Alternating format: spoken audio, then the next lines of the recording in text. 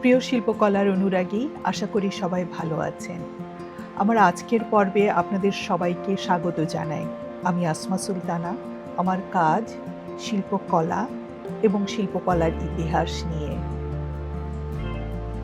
প্রিয় শিল্পকলার প্রেমীরা, আমি আজকে আবারও ফিরে এলাম আমাদের সবার প্রিয় শিল্পী শিল্পাচার্য জয়নুল আবেদিনকে নিয়ে।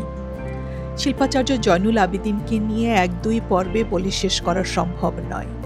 তবে আজকে আমরা তার গভীর শিল্পকলার দর্শন নিয়ে কথা বলবো না, সেটি নিয়ে আমরা কথা বলেছি গত পর্বে। আমি সেই পর্বটির লিঙ্ক আমার ভিডিওর নিচে দিয়ে দিব। আমরা গত পর্বে জেনেছি শিল্পাচার্য জয়নুল আবেদিনের অসীম অবদান আমাদের এই উপমহাদেশের শিল্পকলার ইতিহাসে। আজকে আমরা জানব শুধুই শিল্পী জয়নুল আবেদিনকে নিয়ে। আমার আজকের পর্ব আমি সাজিয়েছি তাদের জন্য যারা শিল্পকলাকে ভালোবাসেন, যারা শিল্পীদের ভালোবাসেন, শিল্পীদের কথা জানতে চান, শিল্পকলার গল্প জানতে চান, কিন্তু শিল্পকলার গভীর তত্ত্বের কথা, গভীর দর্শনের কথা তাদের আগ্রহের বিষয় নয়। চলুন তবে জানা যাক শিল্পী জয়নুল আবেদিনের জীবন, যিনি আমাদের দেশের গর্ব এবং যিনি আমাদের আদর্শ। শিল্পী জয়নুল আবেদিন শুধু শিল্পীদের বা শিল্পকলা শিক্ষার্থীদের আদর্শ বা গর্ব নয়, তিনি আমাদের সকলের আদর্শ এবং দেশের গর্ব। তার পরিচয় এই দেশের প্রাঙ্গণ ছেড়ে বেরিয়ে গেছে বিশ্বের দরজায়, আমরা সবাই জানি সেটা। আর আজকে আমাদের এই পর্বের মাধ্যমে আমরা জানব যে বাংলাদেশের একটি সাধারণ পরিবারের ছেলে কিভাবে এই উপমহাদেশের শিল্পকলার পথিকৃত হয়ে উঠেছিল এবং সারা বিশ্বের কাছে কিভাবে আমাদের শিল্পকলার কথা পৌঁছে দিয়েছিলেন।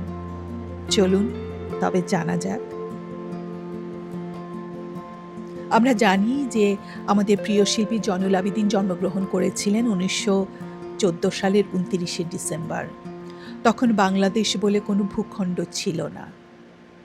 তখন এই পৃথিবী প্রস্তুতি নিচ্ছে ভয়াবহ এক যুদ্ধকে দেখবার।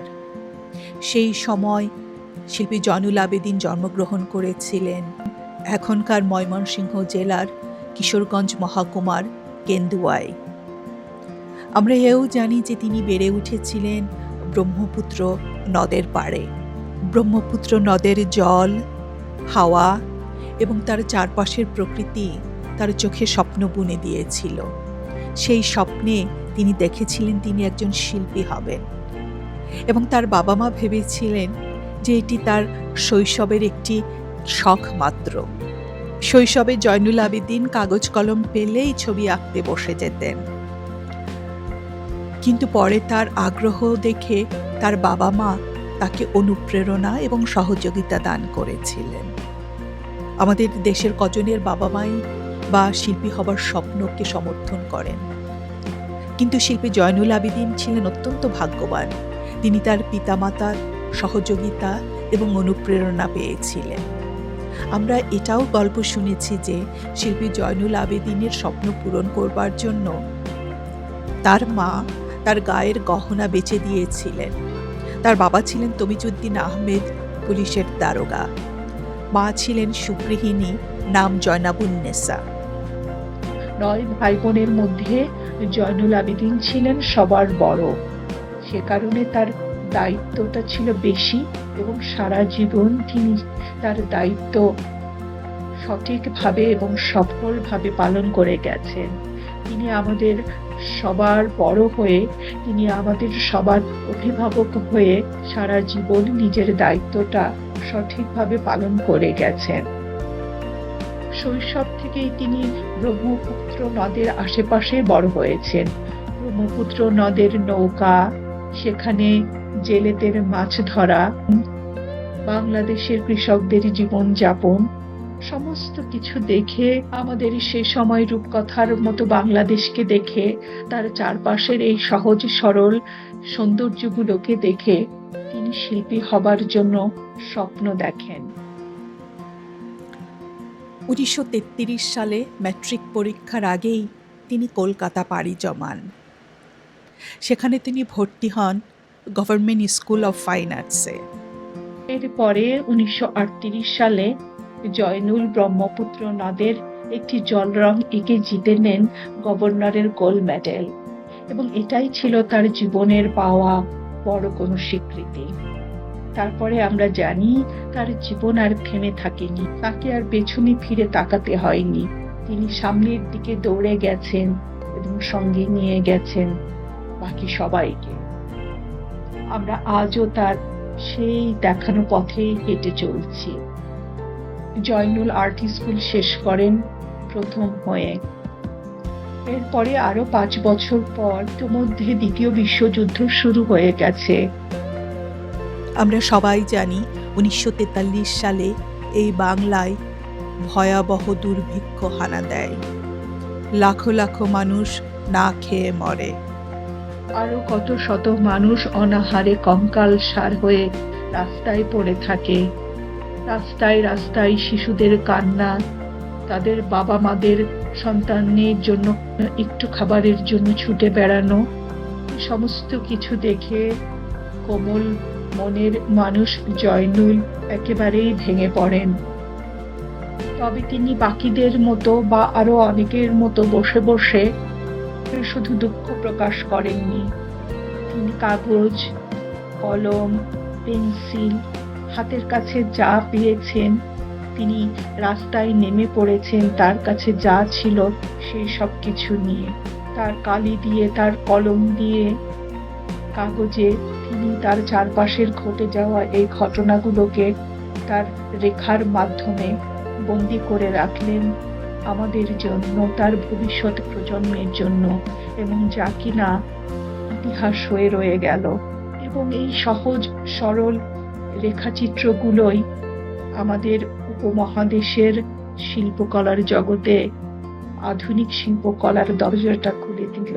কত সহজভাবে এই রেখাচিত্রের মাধ্যমে আমরা আমাদের উপমহাদেশে আধুনিক শিল্পকলার বন্যাকে বইতে দিলাম।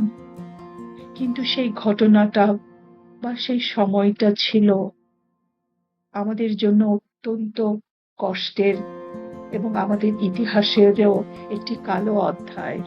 রাস্তা প্যাকিং পেপার, কাঠকয়লার কালি আর কাঠির আগায় মোড়ানো এক টুকরো কাপড়, এই সব কিছু দিয়েই জয়নুল আবেদিন সেদিন সৃষ্টি করে গিয়েছিলেন এই উপমহাদেশের প্রথম আধুনিক শিল্পকলা। এই সিরিজকে তিনি নাম দেন ফেমিনি স্কেচেস অথবা মনন্তরের স্কেচ বা মনন্তরের রেখাচিত্র। আমরা দেখি একটা ছবিতে একজন মা তার মৃত সন্তানকে কাঁধে নিয়ে চলছেন। আমরা আরেকটি ছবিতে দেখি যে কুকুর, শেয়াল মানুষের লাশ খুঁড়ে খাচ্ছে। এই ছবিগুলো সেই সময়ের সাক্ষী, ইতিহাসের সাক্ষী। সব থেকে বড় কথা হলো এই রেখাচিত্রগুলো সত্যটাকে বহন করে, যেটা শিল্পকলার জন্য অত্যন্ত প্রয়োজনীয়। শিল্পাচার্য জয়নুল আবেদিনের মধ্যে সেই সততাটা ছিল, সেই সত্যটা ছিল, যেটা আজকাল বড়ই দুর্লভ হয়ে গেছে শিল্পী মহলে বা শিল্পকলার জগতে। 1944 সালে এই ছবিগুলো নিয়ে একটি প্রদর্শনী হলে সারা দেশে সাড়া পড়ে যায়। মানুষ বুঝতে পেরেছিল কিছুটা হলেও যে শিল্পকলা কতটা শক্তিশালী হতে পারে, অথবা যারা সরাসরি এই দুর্ভিক্ষের অভিজ্ঞতা লাভ করেননি তাদেরও এই ছবিগুলো দেখার পর সত্য সম্পর্কে কিছুটা হলেও ধারণা হয়েছিল। জয়নুল আবেদিন এভাবেই ধীরে ধীরে হয়ে ওঠেন আমাদের বাংলাদেশের সাধারণ মানুষের কণ্ঠস্বর। এই ছবিগুলো আজও বাংলাদেশের জাদুঘরে সংরক্ষিত আছে এবং বিশ্বের অনেক জায়গায় প্রদর্শিত হয়েছে। তিনি শুধু দুর্ভিক্ষের ছবিই আঁকেননি, তিনি আমাদের সুখী বাংলাদেশেরও ছবি এঁকেছিলেন। কৃষক, সুখী দম্পতি, বাংলাদেশের সুজলা সুফলা শস্য শ্যামলা ক্ষেত, বাংলাদেশের পশু প্রাণী সব কিছুই তার মমতাময় তুলির স্পর্শ পেয়েছিল। আমাদের বাংলাদেশের গ্রামের সহজ সরল সাধারণ মানুষের জীবন তিনি খুব সুন্দর এবং সাবলীল ভাবে তার ক্যানভাসে বা কাগজে তুলে ধরেছেন আমাদের মতো সাধারণ মানুষদের জন্য।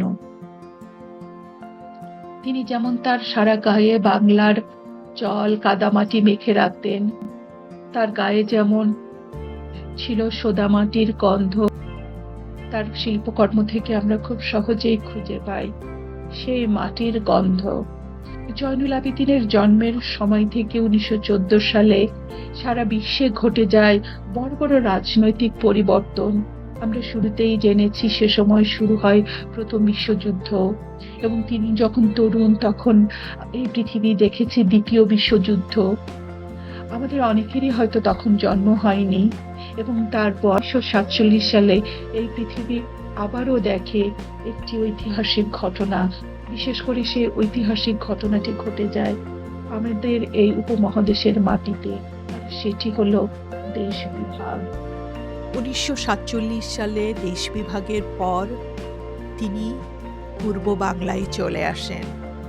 এবং এই যে এত পরিবর্তন, বড় বড় রাজনৈতিক পরিবর্তন, সামাজিক পরিবর্তন ঘটে যায় তার চারপাশে, তিনি অক্লান্ত পরিশ্রম করে গেছেন, তিনি তার স্বপ্নকে চালিয়ে নিয়ে গেছেন, তিনি কিন্তু থেমে থাকেননি।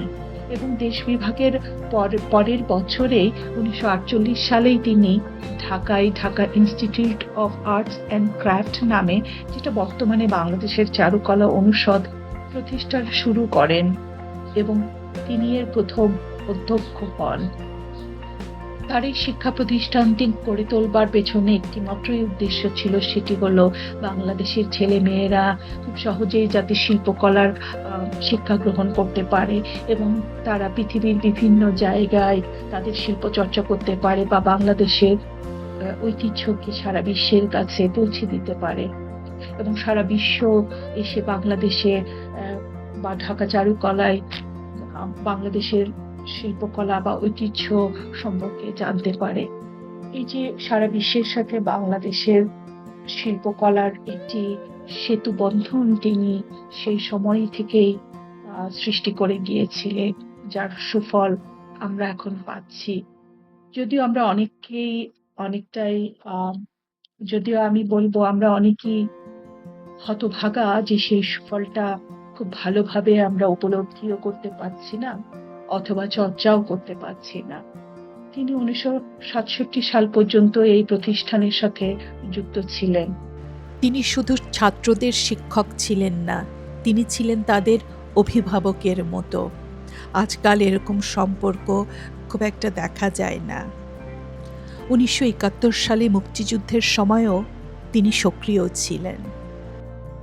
আরো একটি ঐতিহাসিক ঘটনার সাক্ষী জয়নুল আবেদিন হতে পেরেছিলেন, এবং তখনও তার কলম কালি তুলি থেমে থাকেনি।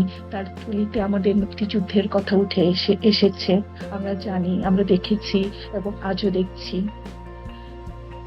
সেই সময় তিনি একটি অনেক বড় আকারের স্ক্রল চিত্র আঁকেন, যেখানে তিনি বাঙালির সংগ্রামের কথা ফুটিয়ে তোলেন। এই সমস্ত কিছুই কিন্তু খুব সহজভাবে প্রমাণ করে দেয় যে শিল্পী জয়নুল আবেদিন শুধুমাত্র একজন শিল্পী ছিলেন না, যে তার কাজ ছবি আঁকা, অথবা শুধুমাত্র শিক্ষক না, অথবা শুধুমাত্র পরিবারের একজন বাবা বা ভাই না।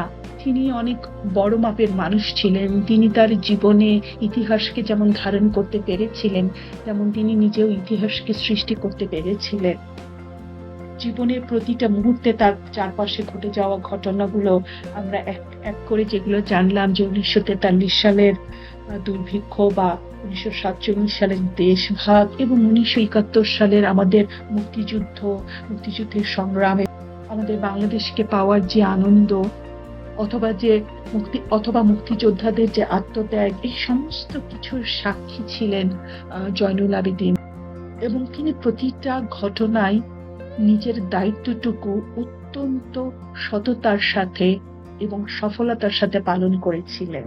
আমাদের বাকি সবার মতো স্বার্থ উদ্ধারের জন্য ব্যস্ত ছিলেন না, তিনি অত্যন্ত সক্রিয়ভাবে ইতিহাসের এই প্রতিটি ঘটনার সাথে যুক্ত ছিলেন, এবং একজন প্রকৃত শিল্পীরই তেমনই হওয়া উচিত, যেটি আমাদের শিল্পাচার্য জয়নুল আবেদীন ছিলেন এবং তিনি সেটি তার জীবনের মাধ্যমে করিয়ে দেখিয়ে গেছেন।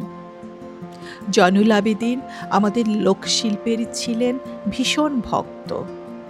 জয়নুল আবেদীন যেমন তার শিল্পকলার বা শিল্পচর্চার মাধ্যমে এই উপমহাদেশের আধুনিক শিল্পকলার শুরুটা করে গেছেন, তিনি একই সঙ্গে বাংলাদেশের গ্রাম্য বা লোকশিল্পকলাকেও একটি বিশেষ স্থানে পৌঁছে দিয়ে গেছেন এবং তার ফলশ্রুতিতে আমরা দেখি আমাদের মুক্তিযুদ্ধের আরো ৫ বছর পর ১৯৭৫ সালে তিনি সোনারগাঁয়ে লোক ও কারুশিল্প জাদুঘর প্রতিষ্ঠা করে গেছেন। এছাড়াও ময়মনসিংহে তার নামে যে সংগ্রহশালা আছে, যেখানে প্রতিদিন শত শত স্থানীয় পর্যটকরা সেখানে দেখতে যান। জয়নুল আবেদীন অনেক পুরস্কার অর্জন করেছিলেন তার জীবনে।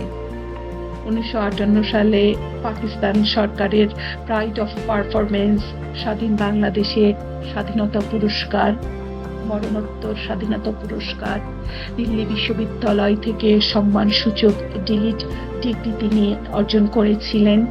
তিনি আন্তর্জাতিকভাবেও অনেক স্বীকৃতি পেয়েছিলেন। ইউনেস্কোর সম্মেলনে পাকিস্তানের প্রতিনিধিত্ব করেছেন তিনি। রকফেলার ফেলোশিপ পেয়েছিলেন। তিনি তার সফলতাকে, তিনি তার অর্জনকে আমাদের সবার মাঝে ছড়িয়ে দিয়ে গেছেন। আমরা যখন আজকাল ছবি দেখি, গ্যালারিতে যাই, সংগ্রহশালাগুলোতে যাই, বেশ বড় বড় আয়োজন হয়, তখন আমাদের সবার মনে রাখা উচিত এই সব কিছুর পেছনে যে মানুষটির অবদান ছিল খাঁটি সোনার মতো, সেই মানুষটি আর কেউ নন, আমাদের প্রিয় শিল্পাচার্য জয়নুল আবেদীন। তিনি নিঃস্বার্থভাবে আমাদের শিল্পকলার জগৎটাকে গড়ে দিয়ে গেছেন। আমাদেরও উচিত তার সেই দেখানো পথে হাঁটা। আমাদের প্রিয় শিল্পী শিল্পাচার্য জয়নুল আবেদীন মাত্র ৬১ বছর বয়সে ১৯৭৬ সালের ২৮শে মে আমাদের সবাইকে ছেড়ে চলে যান। এতক্ষণ ধৈর্য ধরে আমার এই পর্বটি দেখবার জন্য আপনাদের সবাইকে অসংখ্য ধন্যবাদ। আশা করি আবার পরের পর্বেও আপনারা আমার সঙ্গে থাকবেন। আবার পরের পর্বে আমি ফিরে আসব নতুন কোনো শিল্পীকে নিয়ে অথবা নতুন কোনো বিষয় নিয়ে। ততদিন আপনারা সবাই ভালো থাকবেন, শিল্পকলার সঙ্গেই থাকবেন। শুভকামনা।